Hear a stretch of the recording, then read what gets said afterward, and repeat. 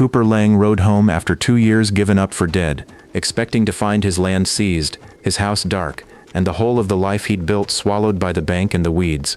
What he found instead was smoke curling from his own chimney. His fields stood green and tended.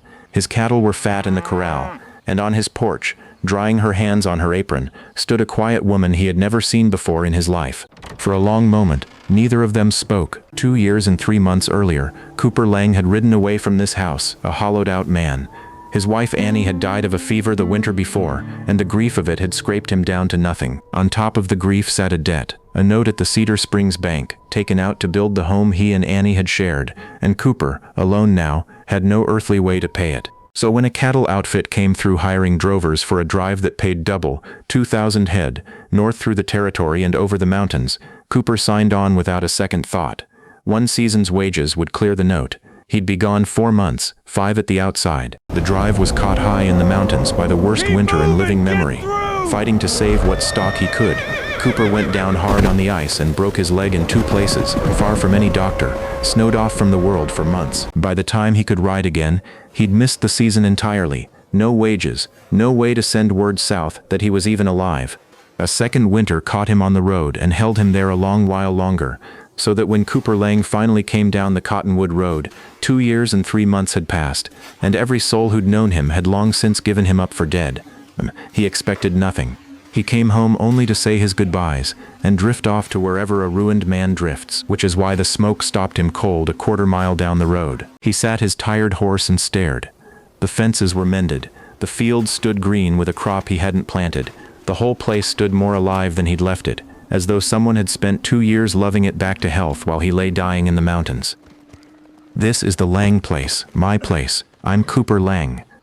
Cooper Lang. They said you died on the drive. The whole town said it. You're alive. Barely. And 2 years late. I don't know you, ma'am. How do you know my name? My name is Maud Calvert. You don't know me, Mr. Lang, but I've known your name for 7 years, and prayed it every night.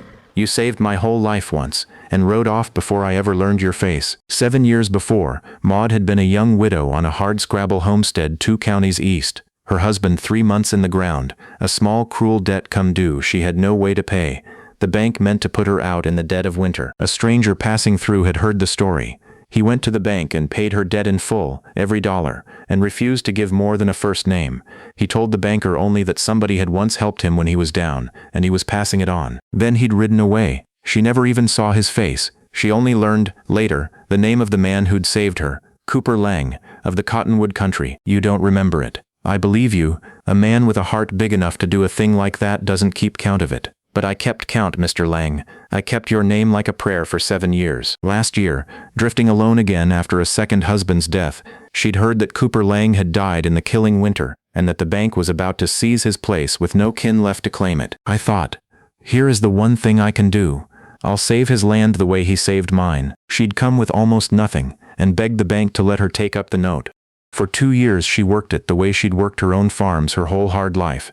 Paid the debt down dollar by dollar, holding the land, keeping it alive for a dead man, purely to repay a kindness he'd long since forgotten. I tended your wife's grave too. I didn't know her, but I knew it mattered to the man who saved me. Cooper Lang put his face in his weathered hands, and wept, for Annie, for 2 lost years, and for the unbearable fact that while he'd been dying in the mountains, a stranger he couldn't even remember had been here, loving his land and his wife's grave back to life. I came home to say goodbye to it. I thought it was all gone. I had nothing left. You don't owe me thanks. I owed you 7 years, and now it's paid, and the land's yours, free and clear. I'll gather my things. I'll be gone by morning. Wait. He looked at her, really looked, at the woman who had loved his land better than he'd been able to in his grief, and something moved in his chest that hadn't moved since Annie died. I can't work this place alone. You know this land better than I do now. Stay, help me work it. A partner's share, whatever's fair. Don't go, Maud. She stayed.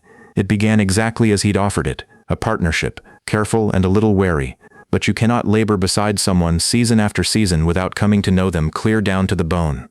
Cooper learned Maud's story in pieces, and Maud watched the hollowed-out, grieving man she'd found in the yard slowly fill back up with life, watched the grief for Annie settle at last into its proper, gentler place, and leave room for something new. They fought the bank together that first year, and cleared the note for good. The land stood green and sound, and theirs, saved twice now. 7 years ago I paid off a stranger's debt, and forgot it inside a month, and it came back. The whole time I was dying in those mountains, that one small forgotten thing was down here saving my home, and me. That's how it works, I think. The good you do doesn't keep count of itself. It just waits, and comes back when you need it most. I came to pay a debt. I didn't expect to find a home. Somewhere in 2 years, it stopped being a debt, and started being the only home I've ever wanted. They married that autumn, on the rise near Annie's grave, because Annie, Maud said, ought to be part of it too. The Lang place thrived for 40 years after that. He had come home from 2 years among the dead, expecting only to say one last goodbye, and had found instead the whole of his life still waiting for him in his own front yard. If this story moved you, stay a while longer. There's another one waiting.